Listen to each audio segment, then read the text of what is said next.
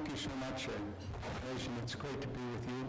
And let me say to my friends out there, the title I bear is Senior Fellow. And you know why that is. Some of you in the audience, you got started when you were about 25, and now you're 50. And you started with me, and so we're all going all together. I don't think I would have worked as hard as I had to put this together if I didn't think that this was the most difficult and onerous problem that the United States of America has. And clearly, looking at my 36 years, this is the most serious problem that our country has had in all the 36 years that I served and the 4 months since I left. I believe that the United States is going to have to find a way to resolve this problem of unprecedented federal debt, which you're going to hear about today from experts.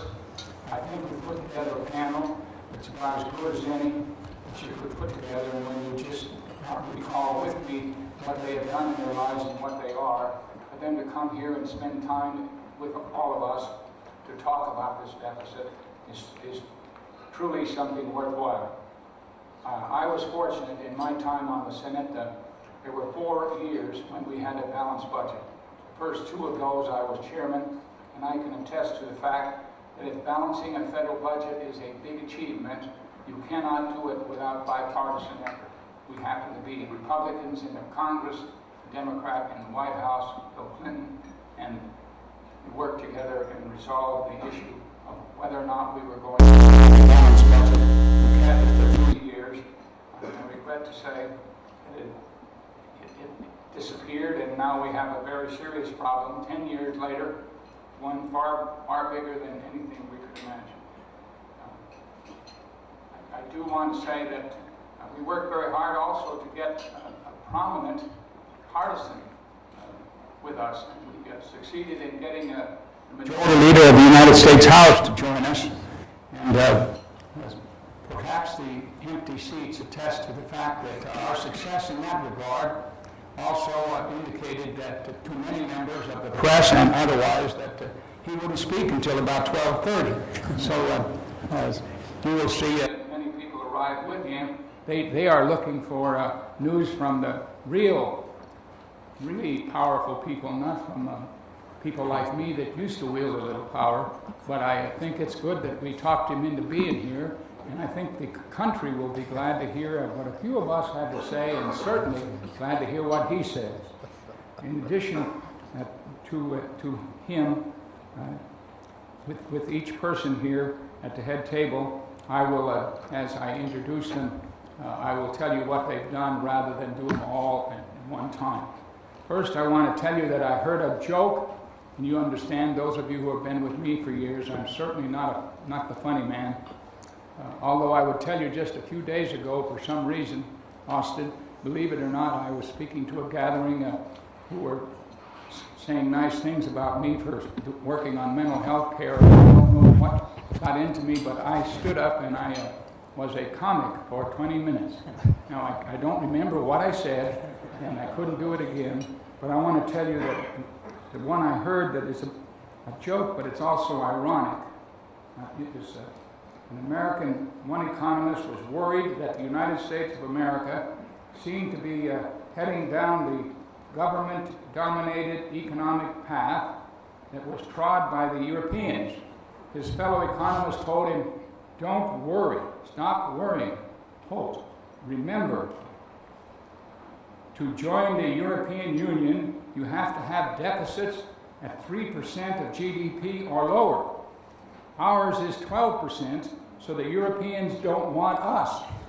Well, theirs is up now too, but that is the true statement. In the same vein, and more ominously, at a recent international conference, the Chinese Prime Minister was quoted in the Wall Street Journal as saying that the financial crisis was, and I quote, attributable to inappropriate macroeconomic policies and their unsustainable model of development was characterized by prolonged low savings and high consumption, excessive expansion of the financial institutions in blind pursuit of profit and other excesses. Looks like somebody was looking at America for China, and that's what he had to say. Now, having said that, our first presenter today is going to be Bill Hoagland. You all know that the best we can do when we're addressing problems like this is to do estimates. So estimates are good, educated guesses. But if I were asking somebody here in the Washington scene to put together an estimate of the debt, the various impacts that are going to be imposed on that debt and how we're going to solve it, how it's solvable, using good estimates, I would ask for Bill Hoagland, former staff director for many years of the Budget Committee in the United States Senate on the conservative side. He will make the first presentation of the day, and he will be followed quickly thereafter by 3 others, and then you all can ask questions, after which our last speaker, before the majority leader, will speak. Thank you for coming. And now, Bill Hoagland.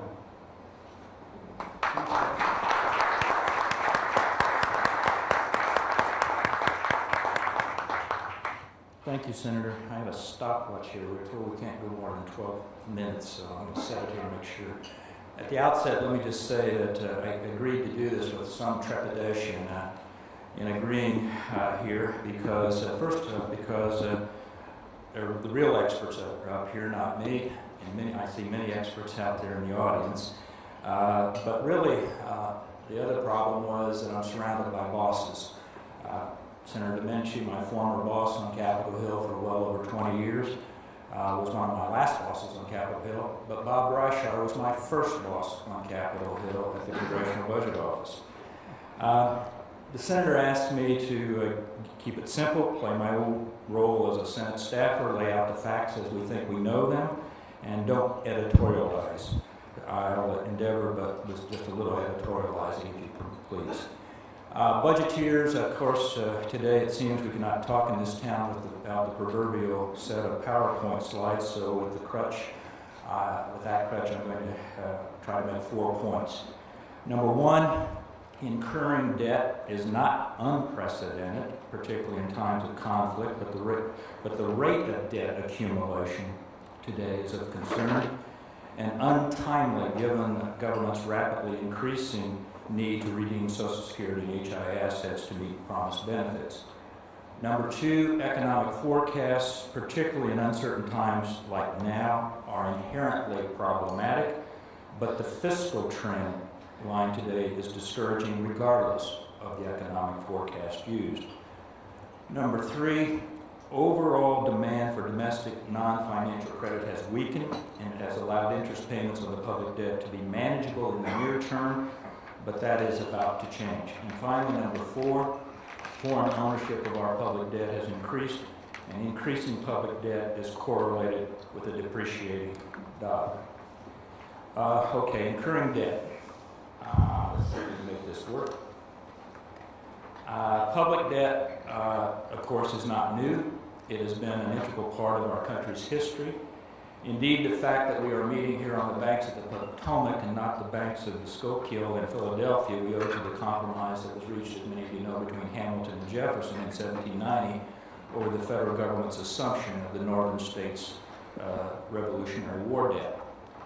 The subsequent history of our national debt, depicted in this particular chart, and we use here a percent of GDP, has been one of rapid expansion in times of war and gradual reduction in time of peace.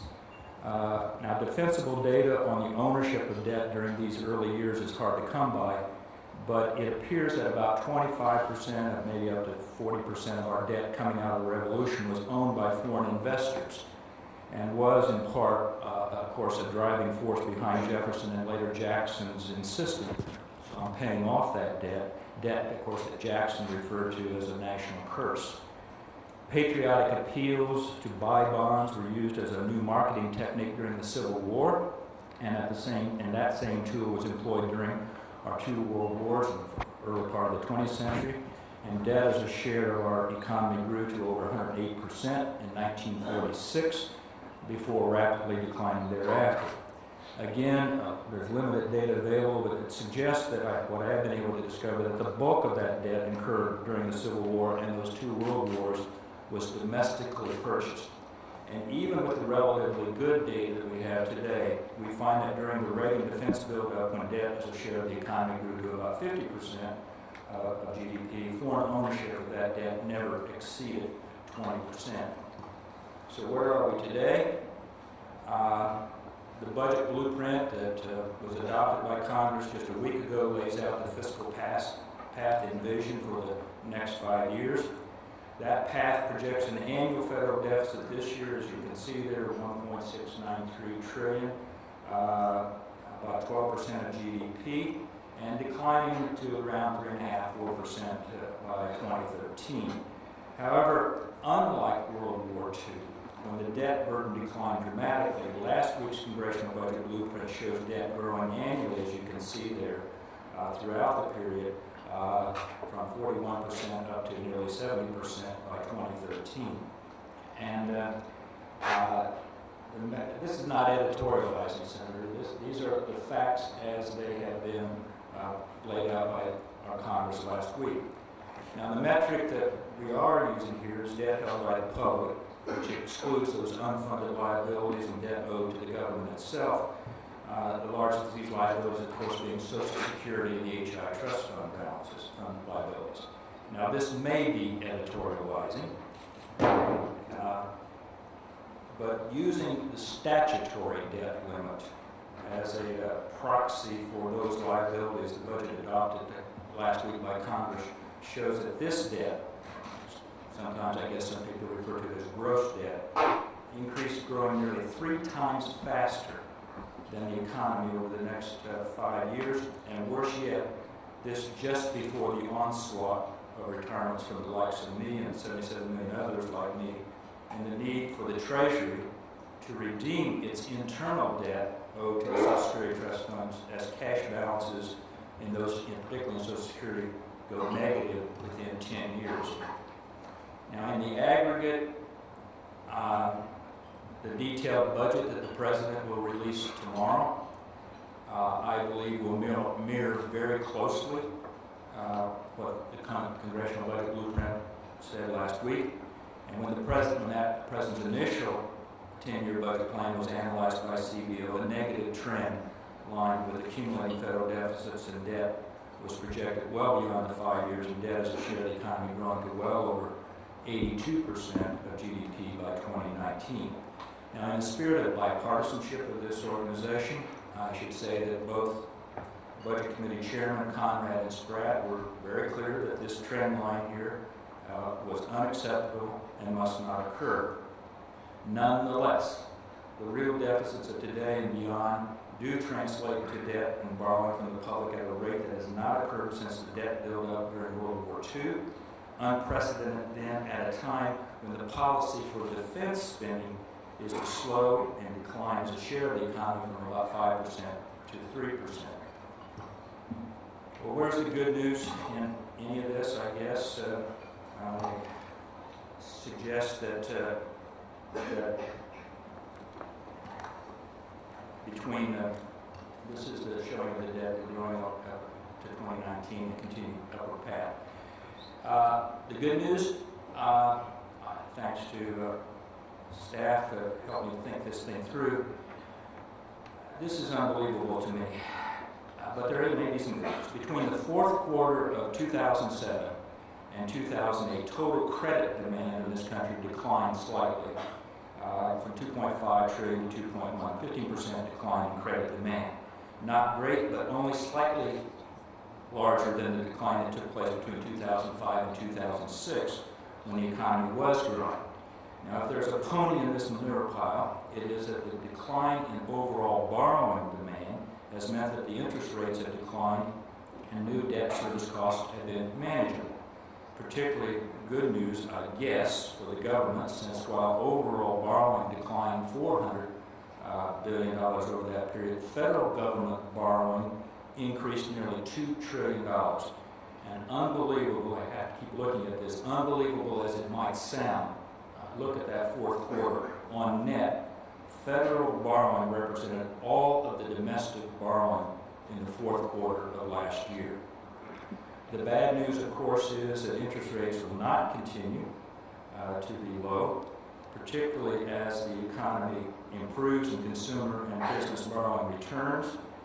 Interest service costs on the accumulated public debt will expand as interest rates return to their historical average, projected conservatively in this graph here on the right-hand scale, going back from about 3% on the 10-year rate up to 6%. And this does not reflect the potential Federal Reserve policies to remove the extensive liquidity it has also pumped into the economy.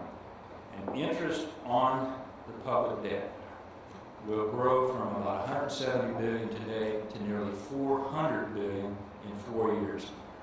An unprecedented annual rate of growth of 21% per year. As I see Gene Sterling back there in the back of the room, a quote from him, he has suggested then that the chief legacy of these budget policies today will be a semi-permanent increase in the amount of federal expenditures that will simply go to interest payments. Finally, it is acknowledged, I think, that the significant capital imbalances in the global economy has meant that U.S. debt has been increasingly purchased by foreign investors, both central governments and individual investors. We know today that 53% of all our outstanding U.S. Treasury securities are held by foreign investors. What may not be readily known, Bob Reischauer taught me this earlier this year, that from 2001 until June of last year, 78% of all Treasury securities issued had foreign purchasers. When public debt is held primarily by the government's domestic investors, interest payments on that debt essentially is a redistribution of income and assets within the domestic economy. However, as our debt increasingly is held by foreign investors, then payments on interest and principal involve actual costs to the domestic economy rather than redistribution. And as just a point of fact, I should note that the Federal Reserve figures show a significant reduction in federal foreign sector debt growth in the last 2 quarters of last year, a decline of nearly 25% in each of those quarters. So if you calculate that, if you go from 2001 until the end of 2008, 2/3 of our securities issued were purchased by foreign investors. And I'm probably trespassing just here a little bit on Dr. Bergsten's territory, but this one last chart. The correlation between rising U.S. debt to GDP and a declining value of the dollar seems to me, at least in that chart, to be pretty compelling. Never before has the world's biggest economy become the world's biggest debtor. Never in the past has the growth in foreign assets of other governments been so central to the financing of such a large deficit.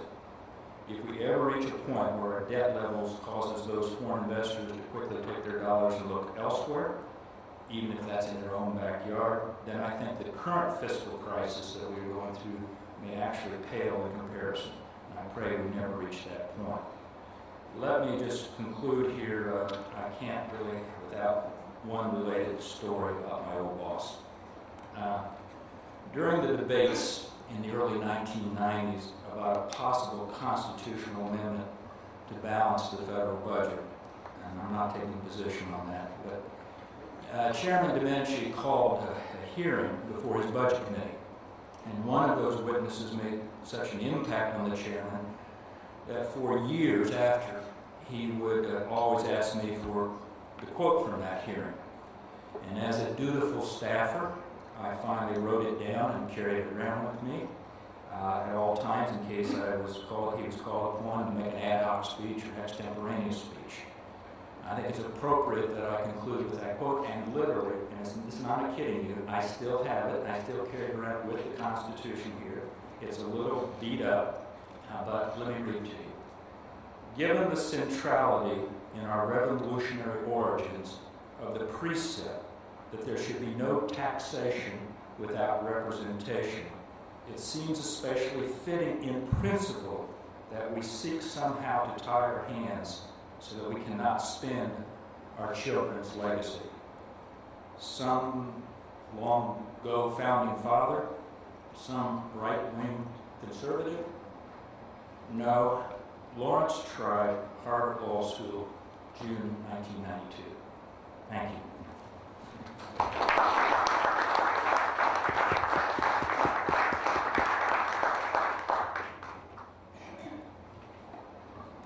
Well, I think I told you all that he was about as good on numbers and estimates as there is, and I would say that anybody that is interested in the relationship of our debt and our deficit to our future, if they just have this presentation, they will know that it is a true crisis of significant proportions, and that sooner or later the leadership of this country is going to have to focus totally in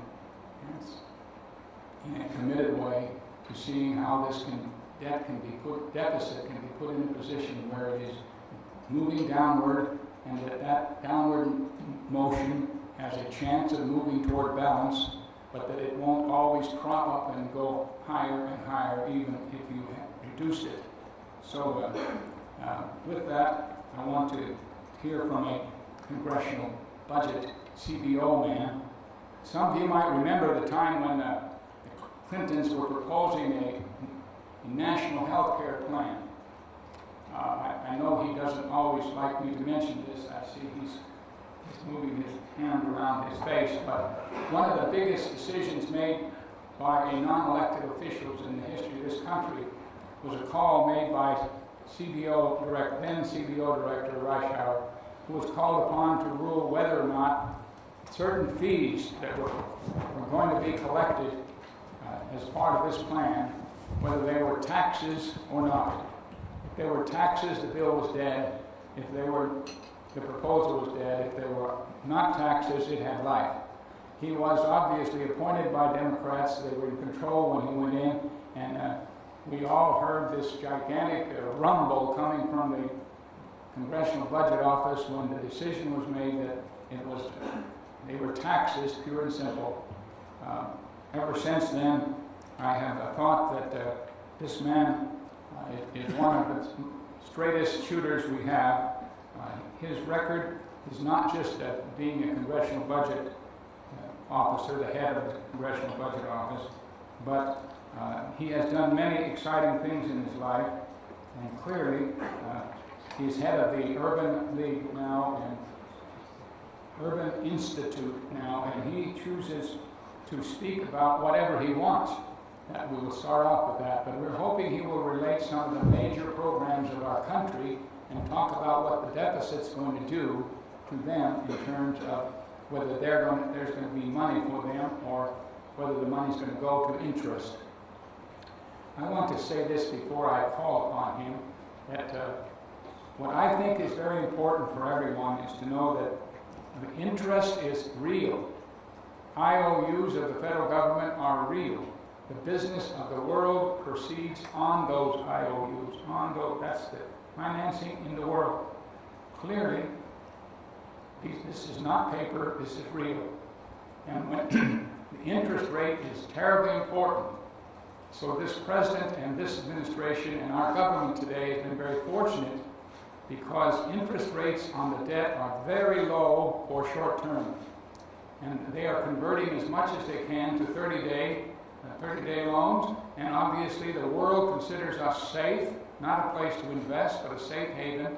And so we're the beneficiaries of an extremely low interest rate. In fact, for one period in here, we are borrowing more money and paying, yes, less interest for more money because the interest rate is coming down close to zero at that point.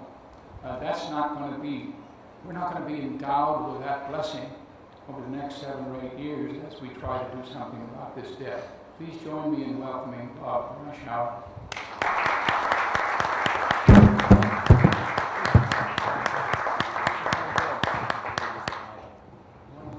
Want to be nicknamed the courageous one? No.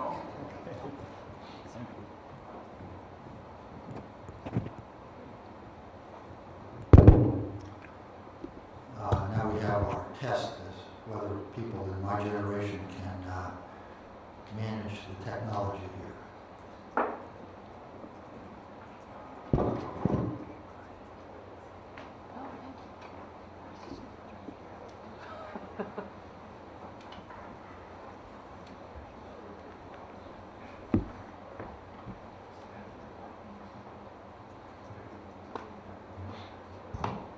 You have the answer to the first question. No. It's a pleasure to be here on a panel of has-beens, and one is always humbled in situations like this when you look out at the audience and you realize that a random selection of the audience could easily substitute for the 4 of us who are up on the podium. It's always dangerous to speak after Bill because we tilled the same ground for many, many years, and there will undoubtedly be a bit too much overlap. Some of you might think, well, everything Bill learned, he learned at my feet, but in fact, it's really quite the opposite. It was Bill educating and informing me, and being from a younger generation, not that much younger, but young enough to assure you that his charts were prettier than my charts. These gatherings like this often tend to be rather gloomy. And when I was thinking about what I might say last night, I came across a chart that I used 8 years ago, which might offer a bit of gallows humor to the group. At that time, all of you will recall, we were enjoying a 4-year period of budget surpluses, fiscal 1998 through 2001. And during 2 of those years, in fact, we enjoyed on-budget surpluses, that is, surpluses in the accounts excluding Social Security and Postal Service. One has to go all the way back to the 1920 to 30 period to find 4 back-to-back surpluses. And this, we really thought we had entered the promised land.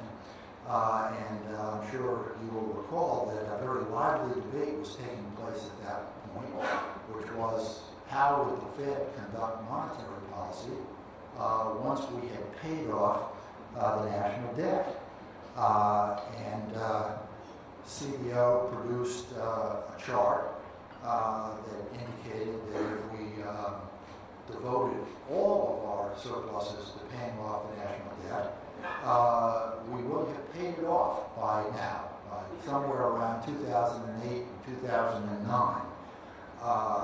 And if we decided just to use the on-budget surplus to cut taxes and increase investment, public sector investment, and just devote the Social Security surplus to paying down the debt, it might take us until around 2015 to pay off the national debt. Well, the best economic minds in the country debated this monetary policy issue and came to the conclusion that it really wouldn't be a problem, that the Fed could conduct monetary policy by buying and selling Fannie Mae, Freddie Mac, GMAC type of paper. Economists, turned out to be about half right. We haven't paid off the national debt, in fact, we've added to it, but we do find that monetary policy is being conducted by buying Freddie, Fannie, GMAC, and these kinds of debts. So for economics, the economics profession, this really was one of our better predictions. As you all know, we're not paying down federal debt. In fact, we're entering an era of explosive growth of that debt.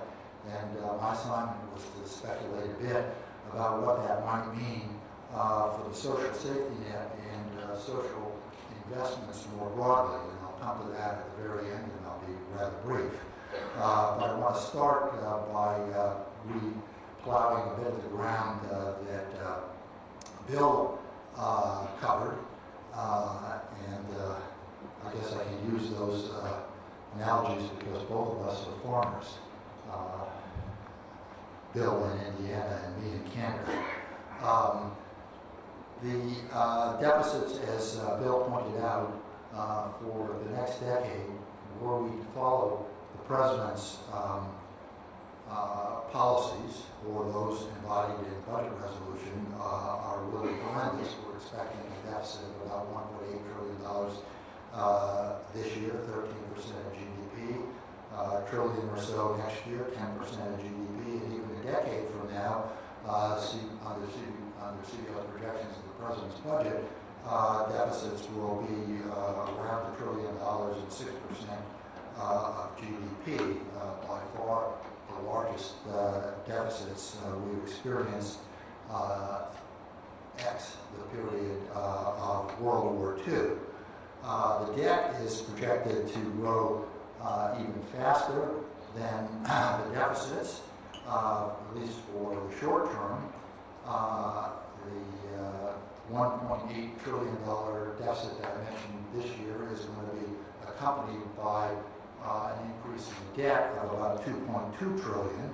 And this is because CBO has scored many of the government's financial interventions using credit scorekeeping conventions, under which the number that's included in the deficit estimate is the net present value of the activity.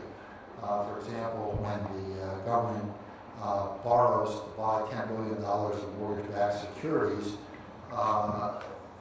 and expects over the next 10 or 15 years to sell those for a present value amount of $7 billion, the number entered into the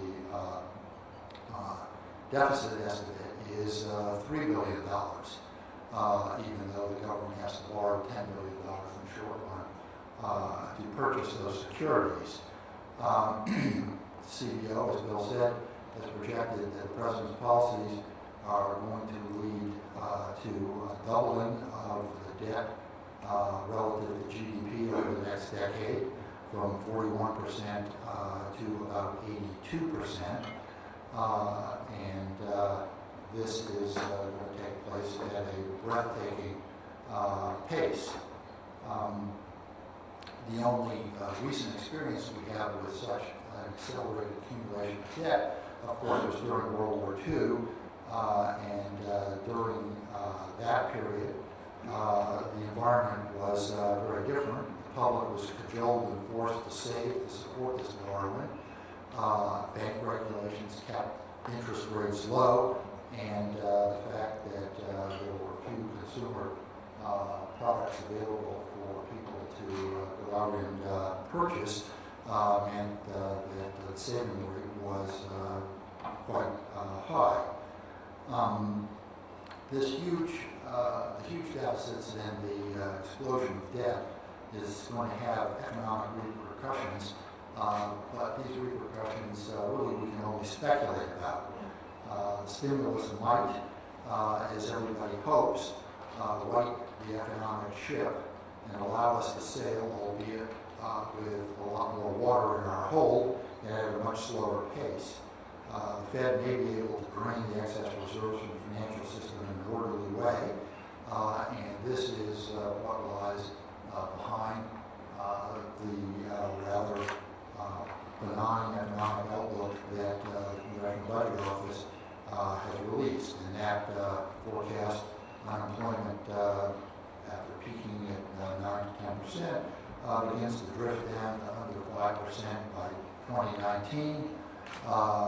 Interest rates, while very high by current standards, are modest considering the size of the deficit. Their 10-year rate is around 5.6% by the end of the decade-long projection period. Alternatively, we might face an acceleration of inflation, rising interest rates well above what CBO has projected, and unemployment that remains stubbornly high at 8 to 10%. Higher inflation can come about because the Fed finds it's unable to drain reserves from the system, and also because of deterioration in the value of the dollar, which will push up prices of imports. Interest rates could soar if foreigners' taste for dollar-denominated assets begins to abate. As Bill pointed out, over recent history, the U.S. has been very dependent on large capital inflows, a significant portion, as he pointed out, of debt has been purchased by foreigners. I thought this was sort of an interesting way to look at this phenomenon over the December to 2000 to September 2008, which latest figures available. 74, the change in foreign ownership of U.S. publicly held debt amounted to 74% of the increase in publicly held debt. It isn't that foreigners bought the new issues, it's foreigners go in and out of their purchases.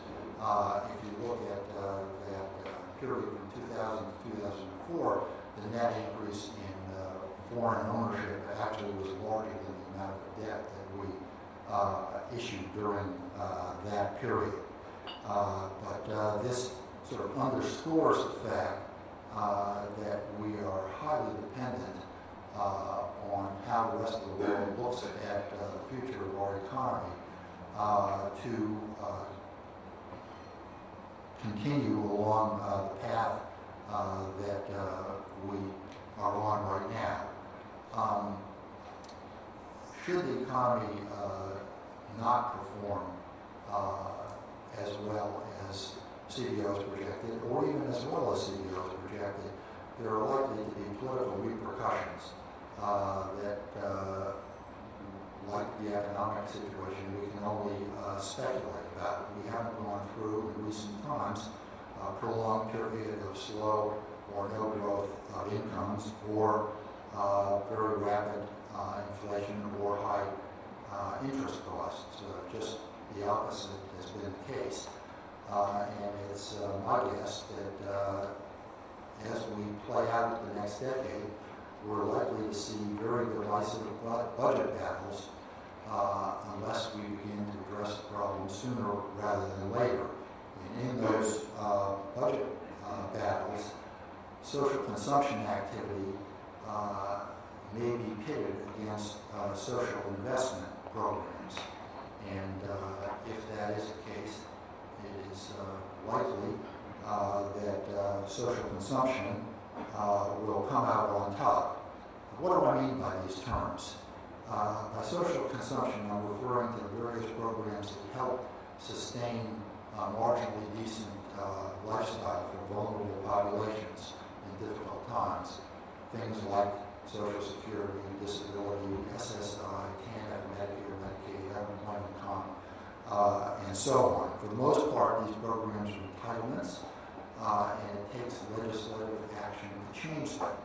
Our political system is one in which it's easier to stop things from happening than to make change happen, and so the status quo always has the upper hand.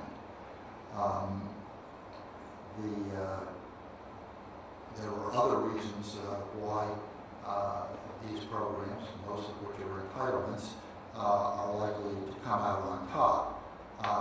One, of course, is that they have powerful constituencies behind them. And this is a chart that shows the distribution, the change in the distribution of the voting, likely voters through time. And if you go out even as soon as 2015, 2018, you will find that over half of the likely voters given past demographic engagement in the election are going to be 55 and over. And their concerns are going to be about preserving these social consumption programs as inflation rises, interest rates increase.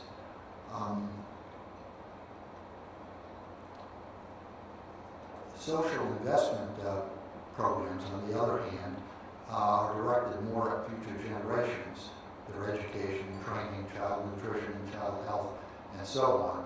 And many of these programs are discretionary in nature, must be reauthorized, and are much more vulnerable to change should severe budget constraints be placed on this country.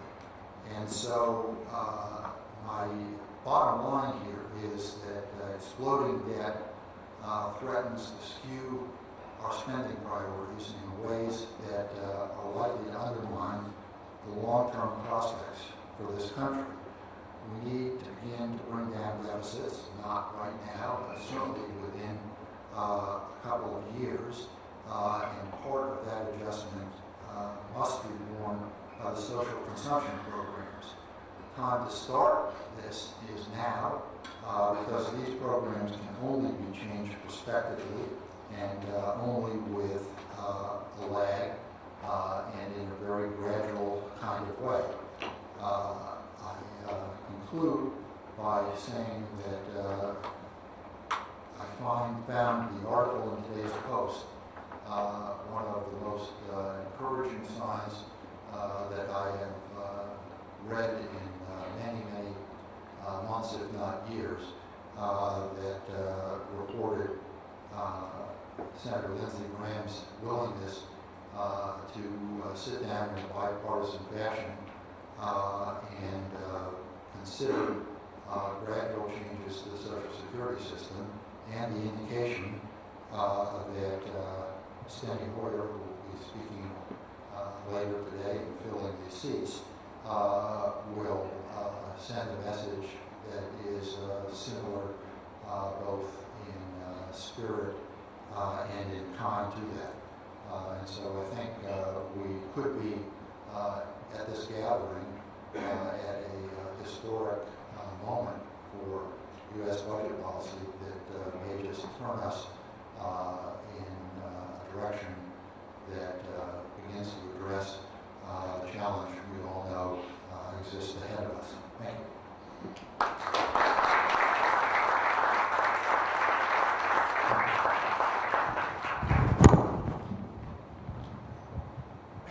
Thank you, Bob. I wanted to just out of line address Dave Walker, who's going to speak last as far as we are concerned before our member of Congress. I want to say to you, if what was just said happens, I know that no private citizen is going to be happier than you. You and your foundation have spent a lot of human capital and capital trying to get a message across, and maybe today, with a statement yesterday and perhaps a speech today, maybe bipartisanism is not dead, and we might get some bipartisan leadership to understand that this is our future we're talking about without any doubt. It's not anything you can play with. Having said that, we've got two more speakers before you, and I hope, Mr. Walker, and I hope you will also wait around patiently and give us your address. Now we're going to have Fred Bergsten, who works with Mr. Walker at the the institute, maybe he heads one of the institutes, he'd be correct in my failure to mention what his bigness, and let him just talk with you all about international economics and the budget deficits. Please come up and do that for me. I haven't seen you in a long time. It's great to be with you. Thank you. I'm going to go this way for a moment.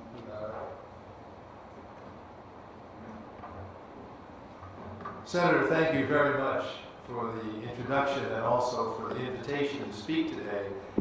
It's a great pleasure to address the international dimension of the fiscal policy issue, because it's quite clear that that dimension adds enormously to the case for aggressive action to avoid the buildup of deficits and debt that have been talked about. Before I do that, I do have to clarify that the Peterson Institute for International Economics that I run is totally distinct and separate from the Peterson Foundation that David Walker runs.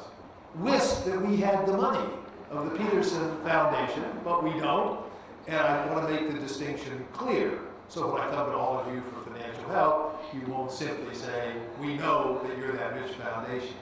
The international dimension is frequently overlooked, but as the speakers already have noted, has become increasingly to the fore as a critical component of our whole economic prospect, and within that in particular, how we conduct fiscal policy and deal with the issues that are the focus of this forum today. Under sponsorship, I should say, from the Peterson Foundation, we recently did and are releasing today a new study on the long-term international economic position of the United States. You should have in your material the press release that summarizes its findings, some of which I want to report to you today, because the numbers are truly staggering. What they suggest is that unless we bring our fiscal internal balances under control, we will face external imbalances that are clearly unsustainable and out of control, and could bring enormous peril to the country, whether in fact the foreigners are willing to finance them or not, though the high probability is that they will not be willing to do so. So let me just run through those external numbers to complement what's already been discussed and try to round out the picture. In some senses, the external economic position of the United States is already unsustainable. Our net foreign debt at the end of last year had already risen to about $5 trillion, up about $2 trillion just in the year 2008 alone. That is already approaching the conventionally accepted danger threshold of about 40% of GDP. The record of economic history, rich countries, poor countries alike, is that when your net foreign debt gets to about 40% of your GDP, adjustment of your external position is forced, either by markets or by policy. It's going to be required. You're going to have to do something about it. We're getting very close to that number. As I say, our debt jumped by $2 trillion last year alone, a combination of our large current account deficits, about $500 billion, plus some changes in the valuation of foreign assets and liabilities.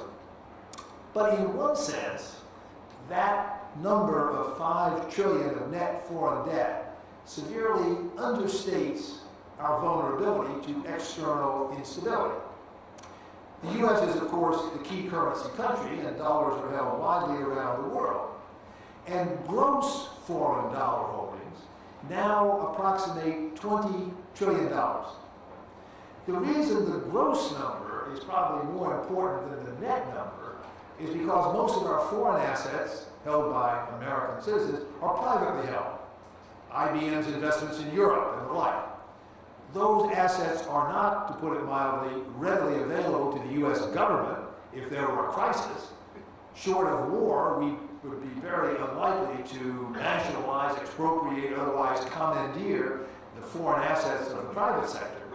And so if there were a foreign run on the dollar, the number to focus on is not the net debt of $5 trillion, but the gross debt of $20 trillion. Now we know that of that $20 trillion, over $5 trillion is held by foreign governments. Over $1 trillion by China, $1 trillion or so by the oil exporters, $1 trillion roughly by Japan.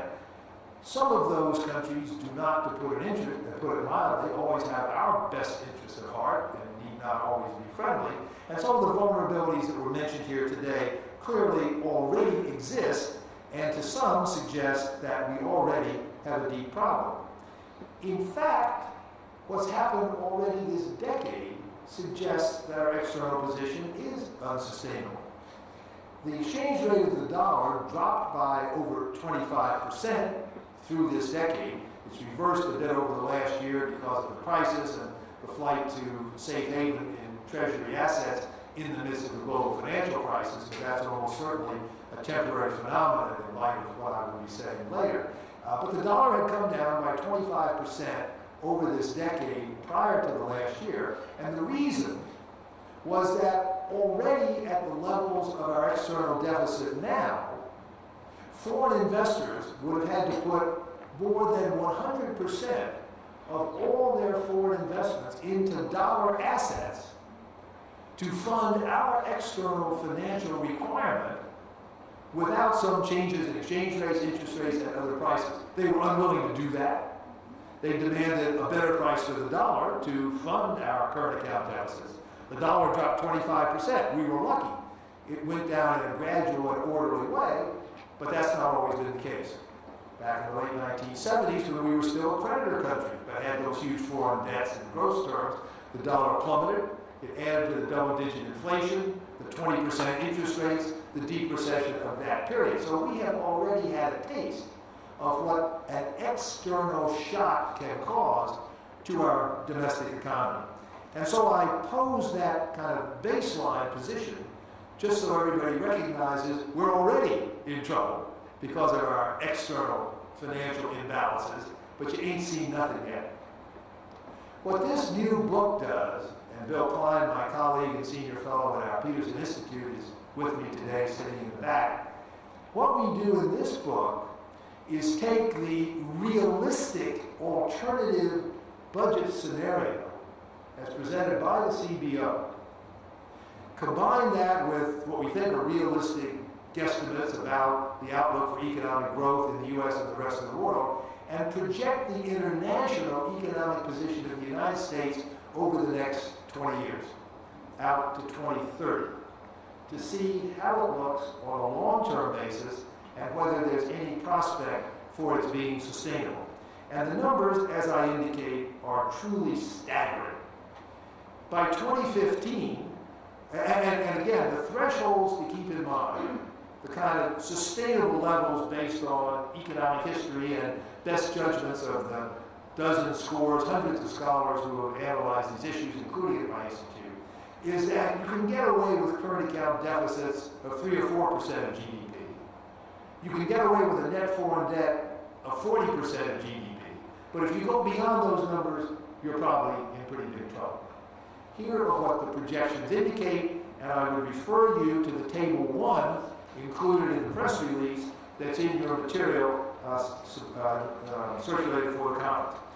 Already by 2015, a mere 5 years out, we would be running current account deficits again above 5% of GDP, and our net foreign debt would have exceeded the threshold of 40%.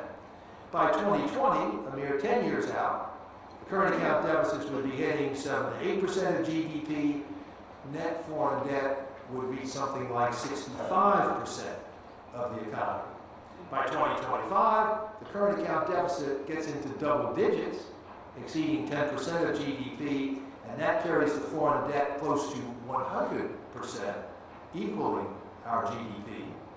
And if you carry it out all the way to 2030, on these CBO alternative projections of where the budget deficit is going, it will take you to something like 15% or even more current account deficits. That's running incidentally at $6 trillion a year, 10 times what it was at the recent peak. and our net foreign debt to 140% of GDP, 3 to 4 times any reasonable estimate of what is a sustainable level.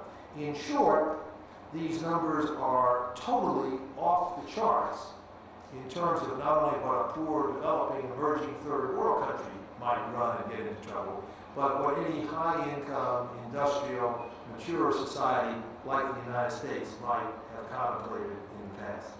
So, the projections are incredibly scary. I have focused on the role of the budget deficit in creating those problems for a simple reason.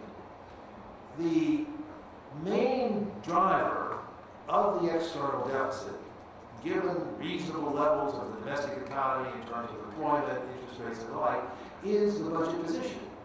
As the budget deficit goes up, the financing requirements of the U.S. government, and of course the U.S. as a whole, go up. So that means attracting foreign money. That's going to drive up the exchange rate of the dollar temporarily. That's going to make us uncompetitive internationally. That's going to mean large and growing trade and current account deficits of the boxcar number type that I mentioned in my remarks and are shown in the table. The real economic side of that is that the budget deficits increase total domestic demand, domestic absorption. Only part of that can be met through domestic output, and so comes the huge increase in imports of goods and services that closes the economic circle by by generating these very large budget deficits, very large external deficits. Now you might say, there's an alternative. Suppose you didn't have all this trade deficit and higher dollar and foreign capital coming in, but you still had the budget deficits. Well, then you're back to the traditional crowding out story, where private investment must plummet, interest rates must go up, and you've got an equally unhappy and unsustainable and undesirable position. Bill Klein's estimates run off a very sophisticated and very successful model in terms of having forecast U.S. current account developments in the past, suggests that the difference between a responsible budget policy, meaning deficits of, say, 1 to 2% of GDP, versus the CBO's realistic alternative baseline, getting up to 10% by 2030, that difference of 8 percentage points in budget deficit in the long-run position means higher U.S. interest rates by something like 250 basis points, 7.5% instead of 5%. It means a dollar that gets propped up by 20 to 25% temporarily, because eventually it's going to crash back down, but that renders us uncompetitive, leads to the trade deficits, that brings in the foreign financing, which funds the budget deficits, but in this wholly undesirable and unsustainable way. So the foreign picture adds severely to the problem. But let's conclude with a mental experiment. Suppose all this that I hypothesized happens. Suppose we do run the big budget deficits, and the dollar soars for a while, and the trade deficit deteriorates. And let's say, against all reason, because the numbers suggest is virtually inconceivable, but let's say the foreigners go ahead and fund us with these boxcar budget deficits and trade deficits of 10 to 15% of GDP. I would submit that might be even worse. Look at the current crisis and what helped to bring it on. One of the underlying factors generating the current crisis, deepest since the 1930s, was the international imbalances that we have already been experiencing, which are but a fraction of what they would be over the next 10 to 20 years on the projections mentioned. Now, it's obvious the Chinese and the oil exporters and those folks who were investing from abroad in the dollar did not force us to make stupid subprime loans, and did not force us to make the policy errors and lack of regulatory measures that caused the crisis. But that huge influx of foreign capital kept interest rates down substantially, made for much easier monetary conditions, thereby not only facilitated but provided huge incentives to underprice risk, over-leverage our financial system, and do the things that brought on this deepest of all crises.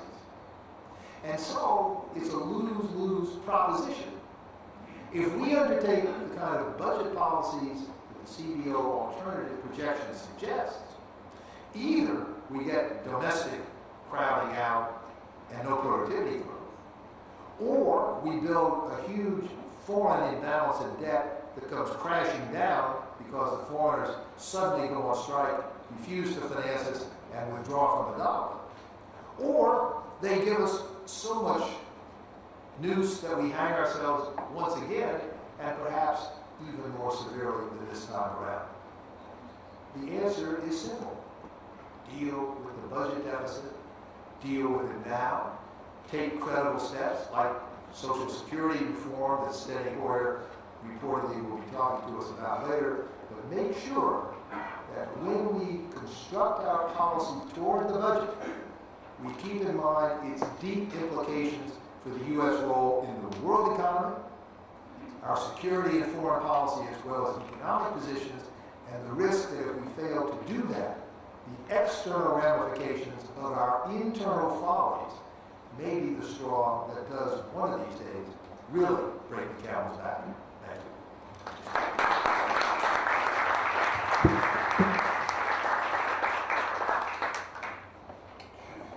Thank you very much, Fred. I made a mistake as to who has the money. So I'll tell you, after that marvelous presentation, I think you should have the money.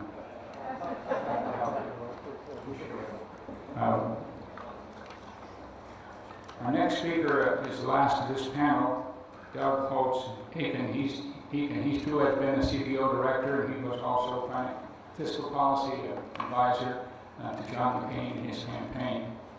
As CBO director, he was known also for making tough decisions, and we're very glad he joins us today to discuss with us interest rates, and monetary policy, and whatever he thinks we should hear today. Thank you very much.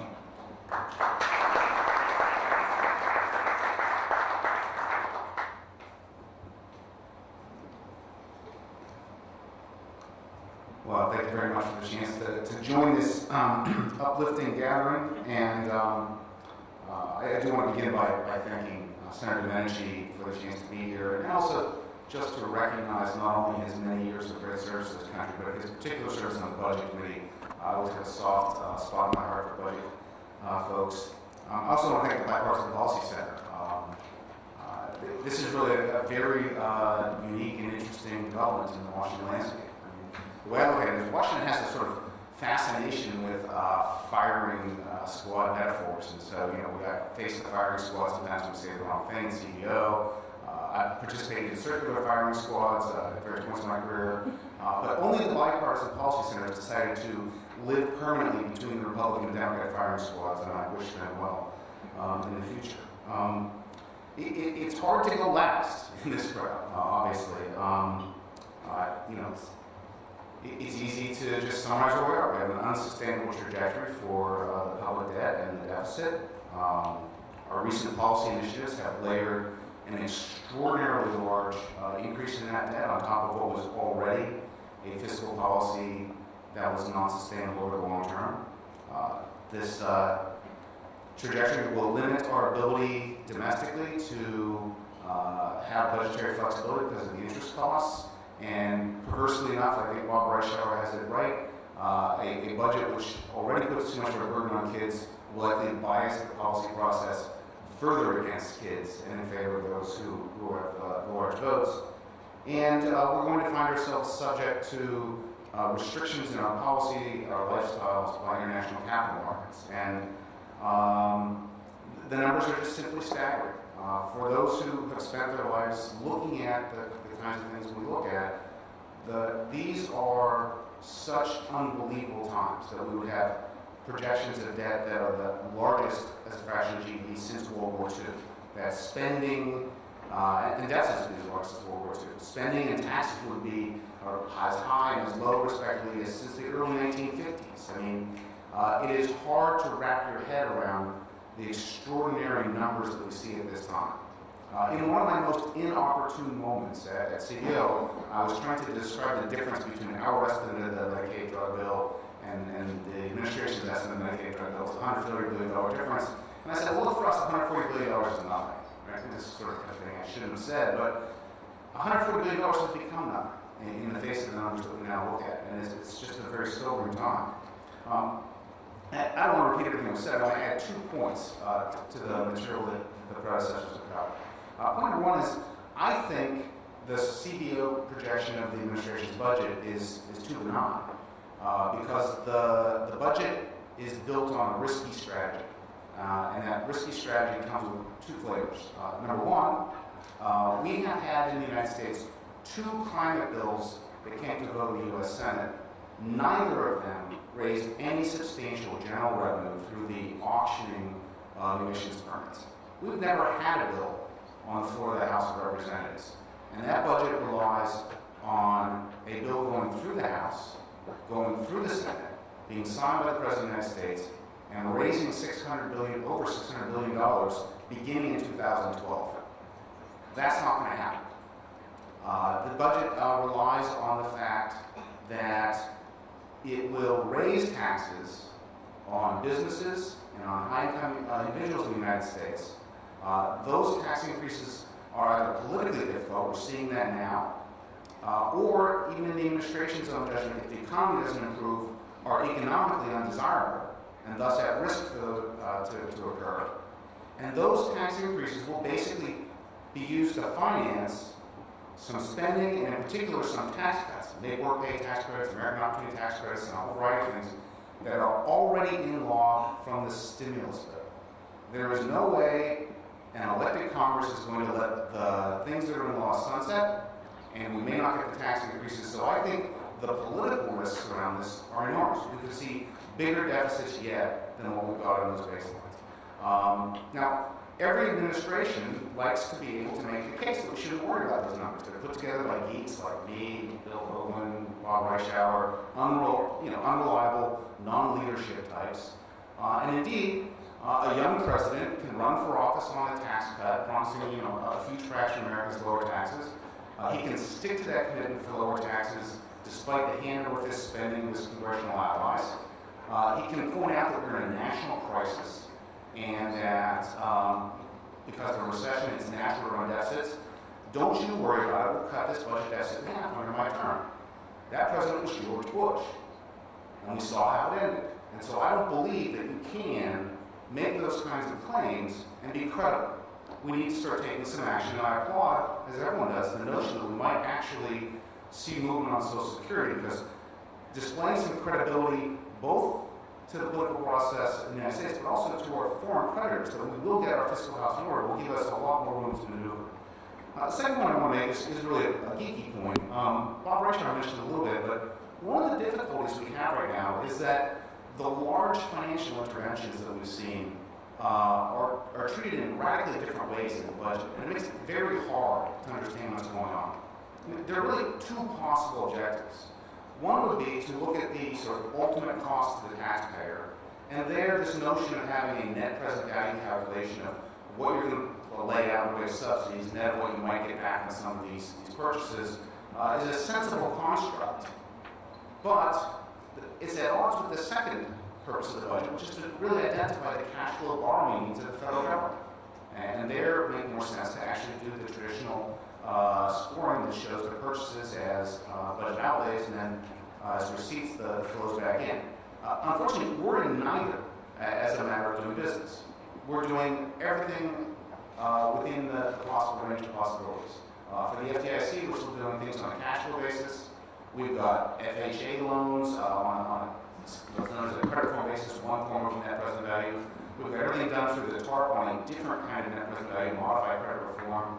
And we've got some equity guarantees to large financial institutions that I don't know how they're going to be presented on the budget. And ultimately, I think they have to put Fannie and Freddie on the budget. I don't know how they're going to do that. It's impossible for someone who follows this as a matter of their professional practice to understand where we are, and I don't think the public understands it at all as a result. And I think those are sort of 2 important caveats to the presentations to the one before. But that's not what Pete asked me to talk about. What I'm supposed to talk about is growth and taxes, and I think my other instructions and anything else that got missed. I think the growth and taxes part is is pretty straightforward to go through. Number one, we're not going to grow our way out of this debt problem. So let's not engage in fantasy land.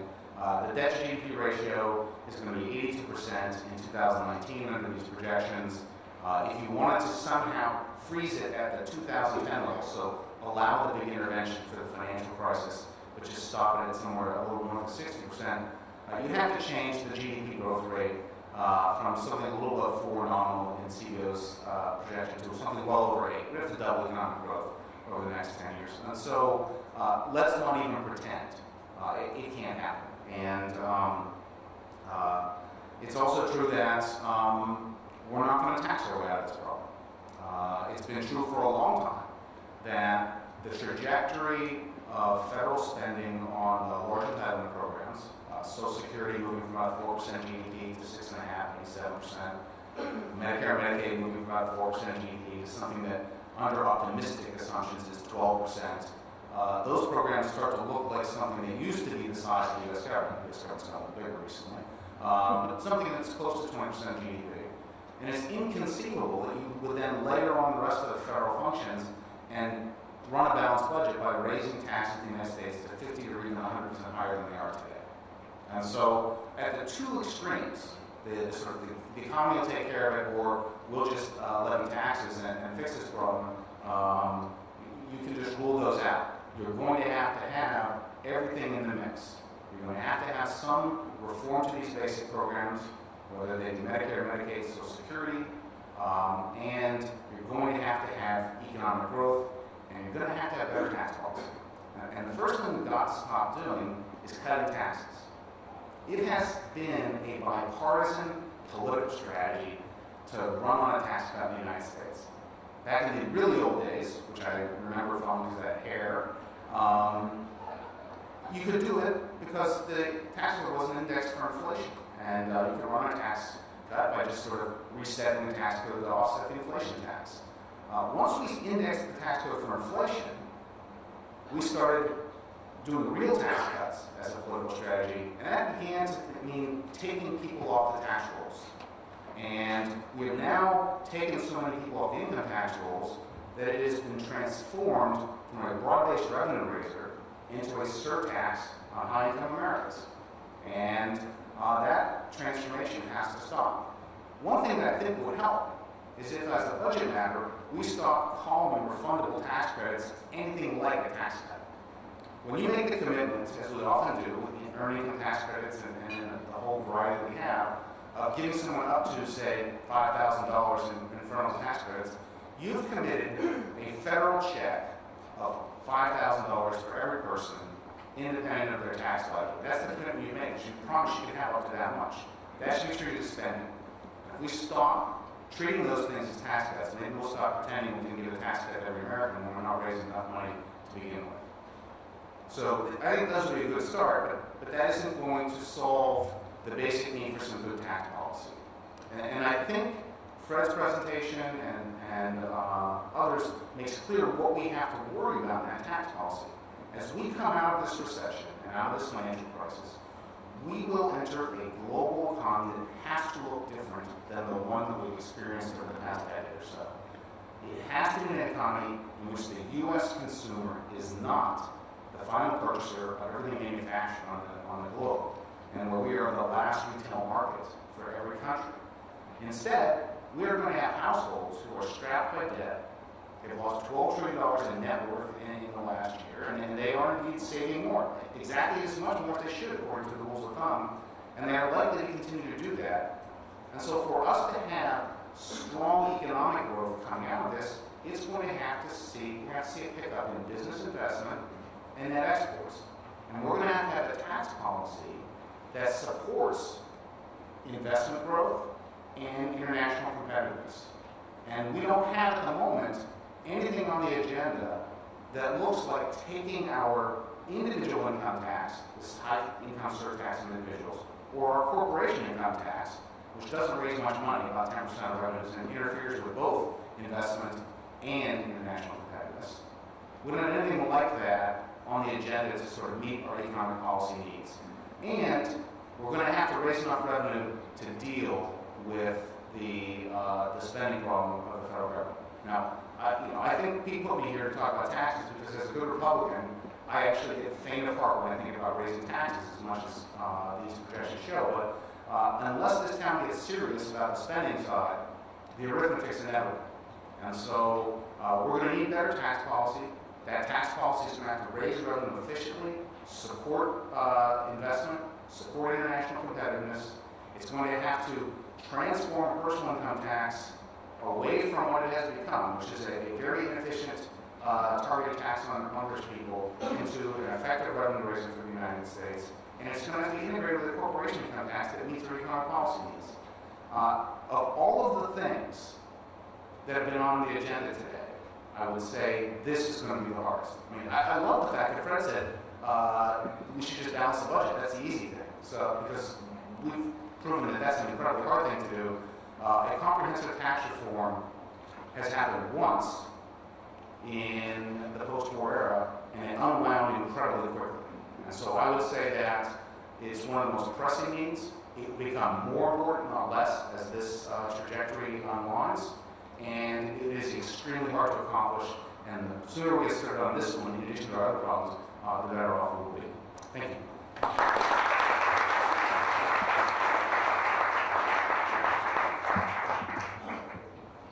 Thank you, Doug. Terrific.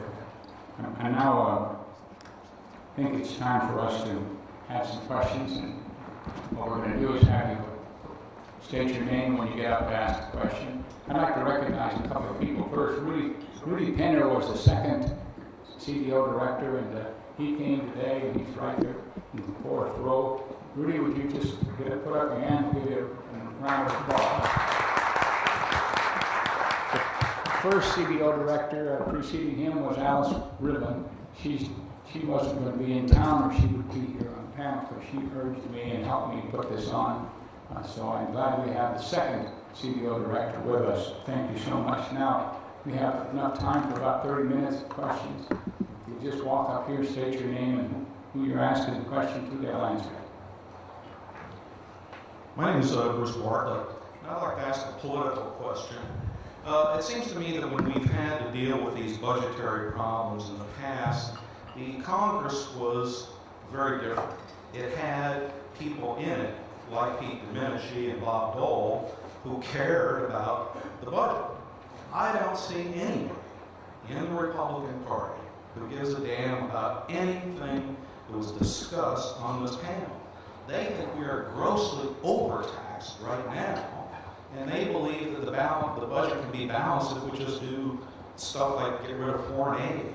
I mean, there's no sense of reality anywhere within one of our two major parties. And what can be done to bring them into reality? And maybe Senator Domenici is the one to answer this question.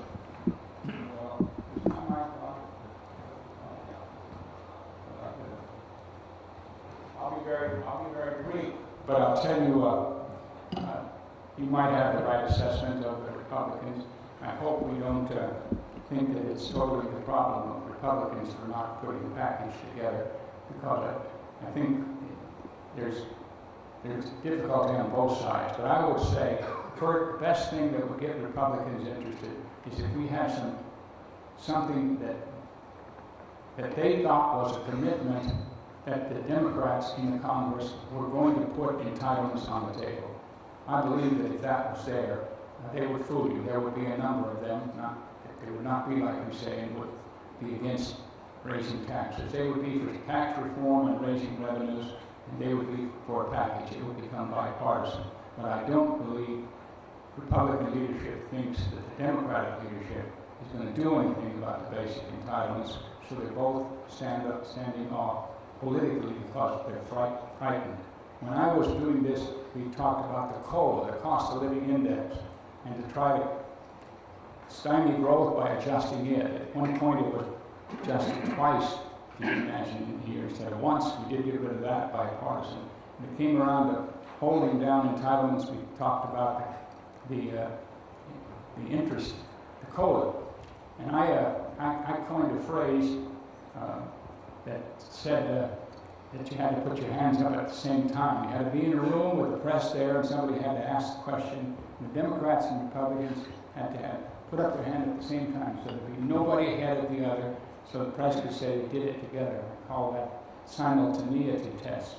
And we got there once, but I don't know how far away from that we are, but that's what it's going to take. Thanks for the question. My name is Martin Apple. I'm from the Council of Scientific Society Presidents. This is for Bill and Doug. The history of our economic growth for the last half century has been built on new knowledge. Clayton Christensen tells us that the impacts of globalization have changed so that the Fortune 500 have a different world that they're facing and not facing it very well. Well, what do you see as the growth engines that will be the next economy or the one that comes out of this recession?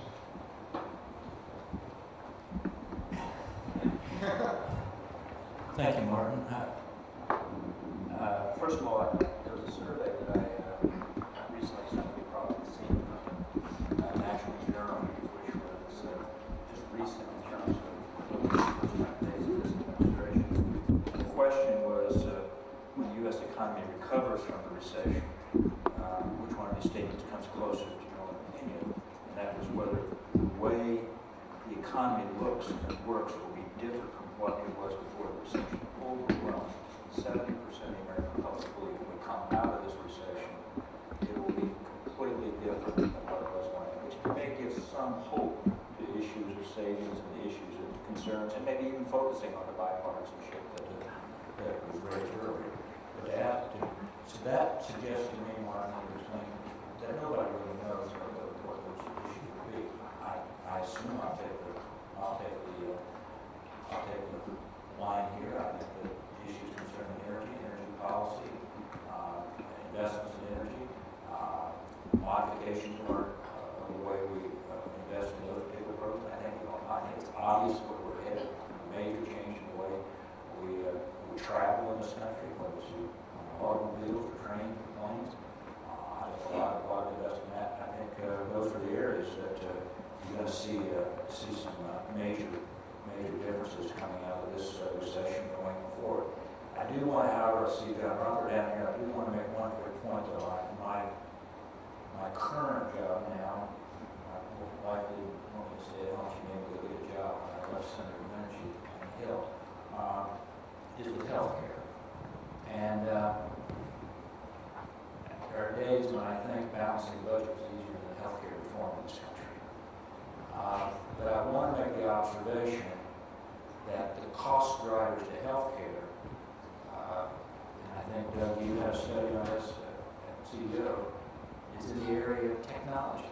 We like good health care. And so there's a conundrum here that I'm having difficulty with. The areas where we should be investing and moving what we like in terms of technology and improving our health well-being are also factors that are going to drive up the cost of health care, going to drive up Medicare costs, Medicaid costs, and just it's a circle. I come back to where I started. We're going to have the American public coming out of this recession is going to have to change their attitudes a lot about what they can and cannot do. Can I just amend just a little bit, just add a little bit onto that? I mean, I think the important insight is you can't predict the future structure. My point is that it's impossible to predict the future structure of the economy with any certainty. If you went back to 1950 and tried to forecast what the U.S. was going to look like in the year 2000, it'd be hopeless. So what we want to do is to make sure that the policies allow for the innovation, new entry of the prospects of the future. And in terms of the really overriding issue that this debt burden places, it's about the kids. We really cannot continue to fail them with an education system that doesn't equip them to compete globally and give them the skills to shift from sector to sector as the economy develops. And that becomes the overwhelming policy paradigm. Yeah, I would just add one quick note. We've done a lot of work at my institute on the commercialization of information technology, how the IT revolution has impacted the economy. and two industries loom as not having applied the new technology, where there are lots of low-hanging fruit for productivity increase and therefore economic expansion. One is healthcare. That's the most dramatic. The other, interestingly, is construction, which is a sizable part of the economy and continues to be quite unsophisticated in its use of new technology. Then the third, obviously, energy/environmental reform. In broad terms, I agree with Doug. You cannot predict, neither scientists, technologists, nor economists have been able to predict the structure of economic change, and particularly the commercialization of technologies. But if you have to guess, those three, healthcare, energy, environmental, construction, and education, those four, I would think, have to be the big ones that will generate plenty of potential for resumption of economic growth in the country in the coming decades. I'm John Rother with ARP, and I stepped out for a moment, so I didn't hear when I was here the word I was listening for, which is value-added tax, because it seems to me, given the shortfalls between revenue and likely expenditures, we are going to need a major new revenue source. And if you look internationally, if you look at a variety of factors, I don't know why value-added tax isn't more part of our public discussion. The only way the public would accept it is if it was tied to something that they valued highly, most notably healthcare. So I want to ask Bob and Doug if they would comment on the prospects for value-added tax as one solution to the conundrum we face. It is certainly one solution. The question is really one Senator Domenici should answer, which is what's the political viability of this compared to other solutions? I think a very, very strong case can be made for value-added tax dedicated to healthcare for everything. It's very hard to do this substitute it, let's say, for Medicare. Something that provided every American with some amount of money to purchase health insurance would make a lot of sense. As you know, better than anyone, it is very hard to have a reasonable discussion on this as an alternative because it is so easily identified. And there are so many stakeholders, states being one, who view it as a threat to their financial well-being. I think Bob's got it right. I mean, this is fundamentally a political question. You could take the existing corporation and personal income taxes and reform them relatively straightforwardly on paper to be basically a progressive consumption tax. That might be better than a value-added tax from a tax policy perspective. We want a consumption-based tax. Progressivity is part of that tradition. But getting that reform done would be very hard. It also would not be recognized internationally as a value-added tax. And there's some downsides to that in terms of international competitiveness. If you're going to add a new tax on the system, I think the notion of an earmark tax is always easier to sell. And if you're going to earmark additional consumption, something that I'm not wild about doing, separating out the budget and saying, here, we're going to consume more, and we're going to have the federal government tell you to do it, then if you're going to commit that sin, commit the corresponding offset of tax and consumption. Just to add one word, if I may. Politics are obviously difficult, but I think we as economists can say there are two highly desirable potential tax additions to raise the needed revenue.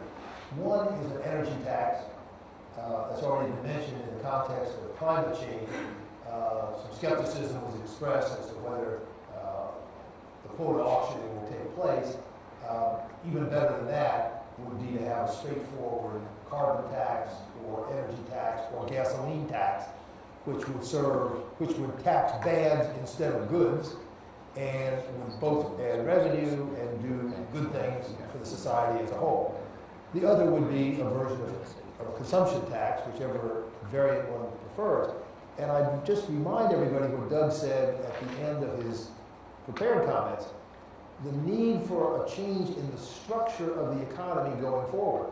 More investment, more exports, less consumer demand, higher private saving, and higher public saving through increased revenue. So those two kinds of taxes, whereas nobody likes taxes at all, would serve broad structural economic policy objectives as well as raise revenue. And so in that sense, would be win-win propositions. Hey, Josh Gordon from the Concord Coalition. I guess maybe this is for Bob. You talked about the difference between consumption and social investment going forward and how indefinite programs are mainly consumption. With the current economic crisis of loss in retirement, wealth, and savings in the stock market and other financial instruments, how are we to look at reducing those consumption supports in the future in favor of investment, and what the relative effects on economic growth in the future will be? One of the main pushbacks we get when we talk to people around the country is that, well, now that everyone lost all this retirement wealth, it's very hard to cut Social Security benefits because certainly economic growth will be affected when that consumption is forced to decrease because government support for it decreases. But then you also have to argue in the short term that doing these social investments will lead to economic growth down the road. And so how do we look at the relative replacement of the loss of consumption because of the loss of government support relative to the spurring of economic growth with the investments? Let me try this with two microphones here. I won't make my answers any more wise. They can hear them. Yeah, that's always a danger. They can hear them. We're going to have to reduce consumption as a nation, and the real issue is how is that consumption reduction going to be distributed both across individuals and across time. It's certainly harder now to go after social consumption after the huge economic downturn. There's no question about that. But some people have mentioned more progressive benefit structure for Social Security is one alternative. Another is adopting a more appropriate indexing mechanism for existing benefits. I think what we're talking about here is very gradual changes over a long period of time, affecting by and large those who are most able to absorb the reduction in consumption. The investments done right even take a long time to produce the impact on economic growth that one would want to see. It's no question that we're in a much more difficult situation now than we were a year ago in making these decisions. But we're also in a position where it is even more necessary to make those choices and those tough decisions. I just want to add just a touch onto the answers to the first question that we had about what are the engines of growth that we're going to see in the future. I agree with the answer that who knows, but healthcare and environment are two of the areas mentioned. And I'd just like to add that while we might see them as areas of increased investment, they are not likely to show up as robustly in our measures of economic growth or GDP because we don't measure very well the quality of healthcare, which is where this will manifest itself, or improved air quality and things like that in our GDP. And when we talk about education, which is another area where clearly we need more investment, the impacts we get have a 10 to 20 year lag. That's the way to get to next question. The young man was ahead of you now. Go ahead. They got shots. When I was running CSIs in the 1990s, we had to the non-Domenici Strengthening America Commission made front page headlines in the Washington Post, New York Times. And the thing that caught the most attention and the endorsement of the folks was the consumption tax. And as I put it, very simple. What my wife spends is tax. What I save and invest is not. The progressivity was not affected in these debates. And the flat tax people came along and sort of got the drama, and that sort of destroyed the debate. Bob Rubin came over at that time, and they were very close to really moving in this direction. Had they, we wouldn't have been in the situation we are today. And what some of us think that this commission on fiscal futures should do is endorse such a measure. And the genius of this commission, the President sets it up now and sends a signal to the foreign holders of our debt, as well as internal. And you got 2 years or more, you can put a person like Paul Volcker as one of the chairs, and they can delay, or they can break up parts of this and break it out first. And part of my question has been answered, but I realize that as we move through into the recovery, the timing of such, there was a good post editorial that got into the international implications of this, because they've come close to very high endorsing this, he's endorsing the commission now. That timing, and you've answered, is partly that maybe there could be flexibility afforded to the executive branch in bringing such tax in. The President made a remarkable speech at Georgetown called Personal Responsibility. And David Brooks said, this goes to the President facing this issue. But our habits have got to change. And this kind of move, I think, would do it. But some of this has been answered. But I think some of the problems in the White House endorsing the commission have come very close to it. The President came very close in his meeting with the editorial board of the Washington Post.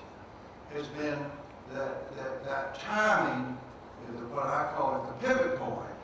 That we moved from Keynesian economics to max labor, get the house in order is a very difficult thing, and the President's got to have some discretion in determining where that occurs, 2 years, 2.5 years, and how that's graduated. So that's just my part of that speech been answered. But I also want to salute Pete for the work that was done on that back then. If I could just add one more on this timing question. I think you're right, Dave. Flexibility and application in a fine-tuning sense is going to be needed. But what you fundamentally need, I think, is fairly quick decisions that will restore credibility with fairly delayed implementation.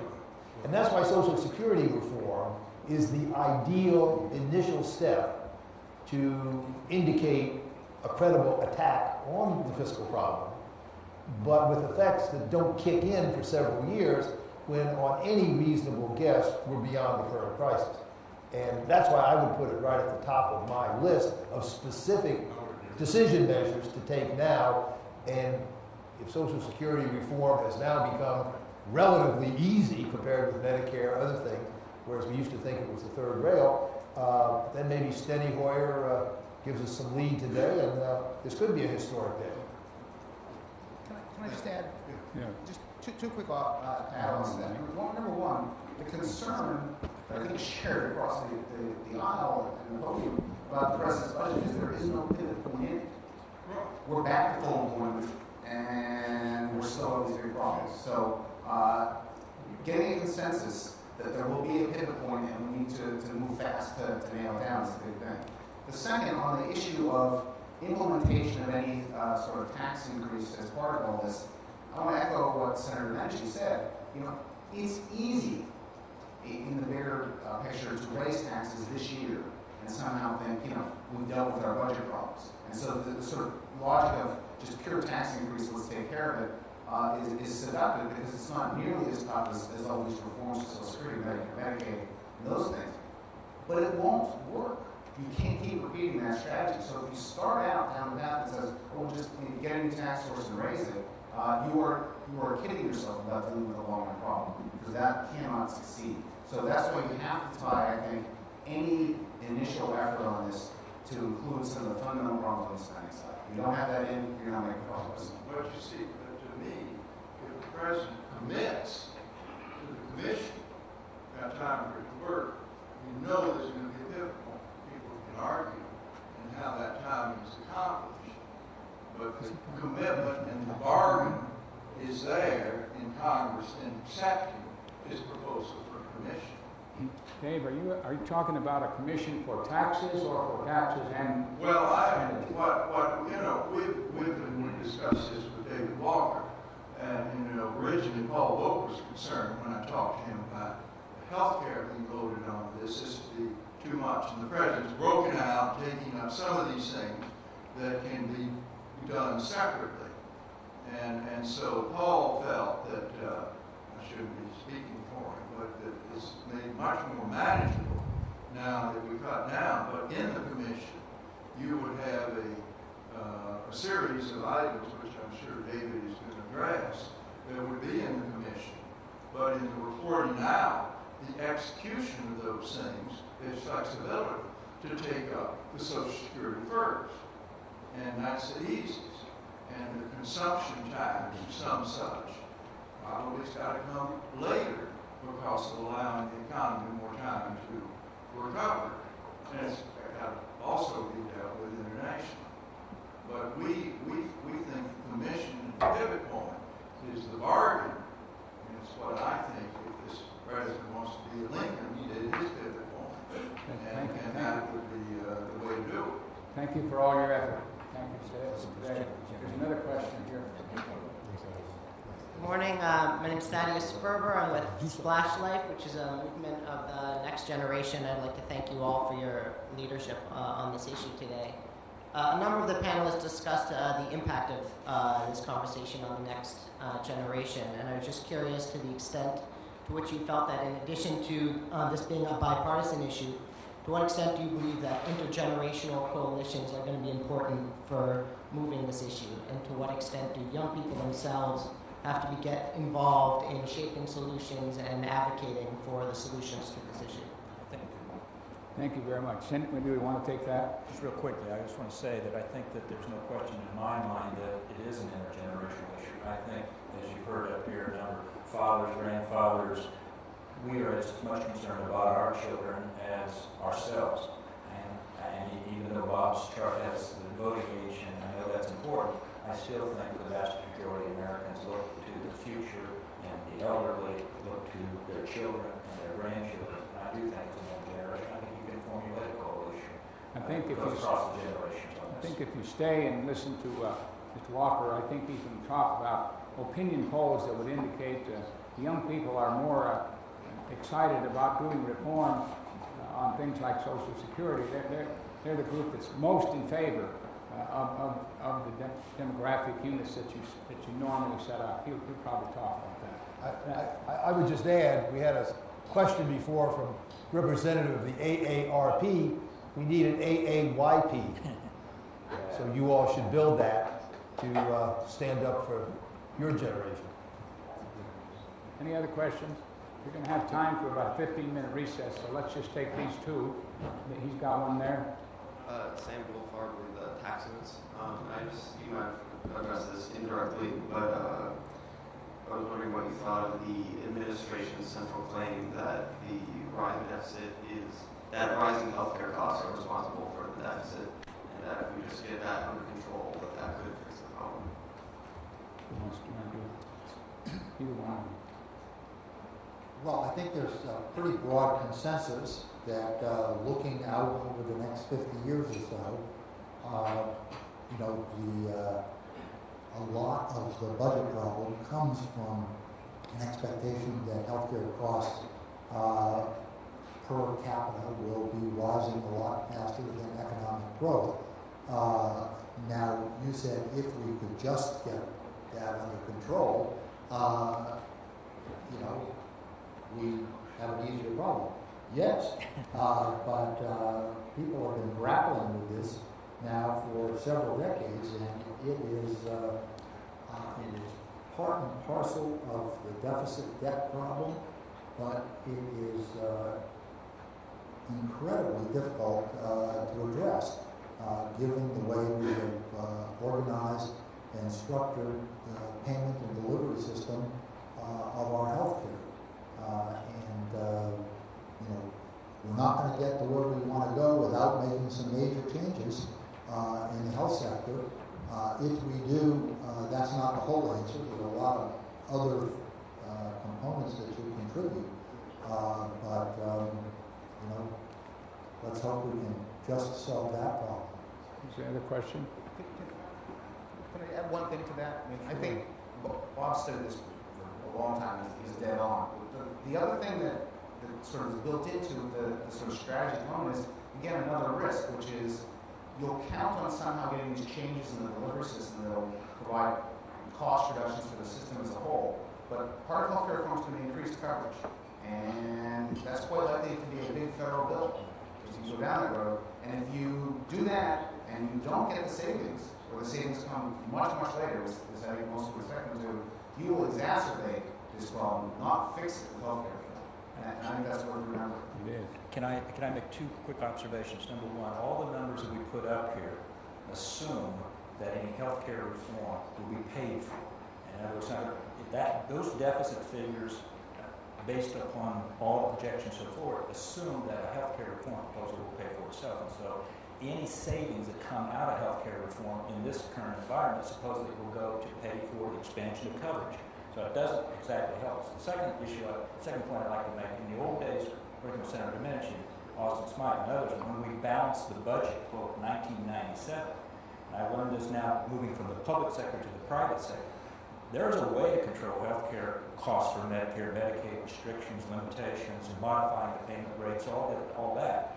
The problem I have discovered firsthand now is that's why you have a problem with the commission. If you only look at Medicare and Medicaid in terms of the public sector, you're only looking at half of the problem, because all that happens in lots of cases, while we were successful in reducing Medicare and Medicaid expenditures, we shifted the cost.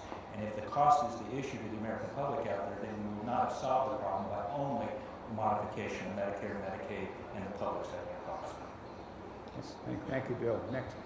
My name is Gordon Landworth, and my question is for Doug. You said that unless we get serious on the spending side, we're going to need higher revenues. Some may read into that an implication that if we do get serious on the spending side, we can avoid higher taxes altogether, or perhaps even avoid upward creep and effective taxation under our current structure. First, I'd like to know if you consider that plausible politically, or even something that would be desirable to most Americans. But first and foremost, is it realistic and politically plausible? And if not, isn't it important, if we're going to get to a bipartisan solution, to be clear that it's going to take a combination of tax increases and reductions in projected spending? Yeah, I mean, this is the big issue. And so I actually attempted once to write a paper that said, how do you keep the federal government 20% of GDP, which is sort of the traditional post-war benchmark, as we go through the demography and as we face the rising healthcare costs. And so the mechanics of being successful doing that, thus not having higher effective rates of taxation, are pretty daunting. There's no question about it. But we haven't even, my point is, we haven't even tried as a political establishment. I mean, the rhetoric in this town has been for too long about taxes. And the fundamental decision made by federal government is to spend money. Once you spend it, you're going to pay for it one way or another. Our current strategy is spend it, let our kids pick up the tab. You know, what we're spending. And so we have to be serious about spending. What would be politically feasible in a world where spending restraint became actually a bipartisan agreement, something the Congress worked on? I have no idea, because we've never been in that world. Well, we're going to take a 10-minute recess, and then we're going to have Mr. Walker for the rest of the morning, and we'll have the majority leader will follow right